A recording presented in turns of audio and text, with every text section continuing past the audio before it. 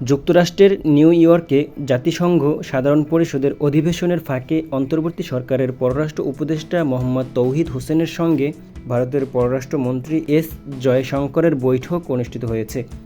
ওই বৈঠকে দুই নিকট প্রতিবেশী দেশের মধ্যে এ বিষয়ে আলোচনা হয়েছে। গতকাল মঙ্গলবার সকালে বাংলাদেশের পররাষ্ট্র মন্ত্রণালয় সামাজিক যোগাযোগ মাধ্যম এক্সে এ তথ্য জানিয়েছে।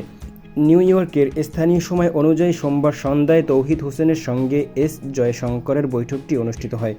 পররাষ্ট্র মন্ত্রণালয়ের এক্সে বলা হয়েছে, বাংলাদেশের পররাষ্ট্র উপদেষ্টা তৌহিদ হোসেন জাতিসংঘ সাধারণ পরিষদের বৈঠকের ফাঁকে ভারতের পররাষ্ট্রমন্ত্রী এস জয়শঙ্করের সঙ্গে বৈঠক করেন। এ সময় তারা পারস্পরিক স্বার্থ সংশ্লিষ্ট বিষয় নিয়ে আলোচনা করেন। গত 5 আগস্ট ছাত্র জনতার অভ্যুত্থানের মুখে প্রধানমন্ত্রীর পদ থেকে পদত্যাগ করে দেশ ছেড়ে ভারতে চলে যান শেখ হাসিনা। এরপর বাংলাদেশের রাজনৈতিক পট পরিবর্তন হয়। এর প্রেক্ষাপটে দক্ষিণ এশিয়ার দুই নিকট প্রতিবেশী দেশ বাংলাদেশ ও ভারতের সম্পর্কের মধ্যে টানাপোড়েন দেখা গেছে। সেই টানাপোড়েনের মধ্যে এই প্রথম দুই দেশের উচ্চ পর্যায়ের প্রতিনিধিদের মধ্যে প্রথম সরাসরি কোনো বৈঠক অনুষ্ঠিত হলো।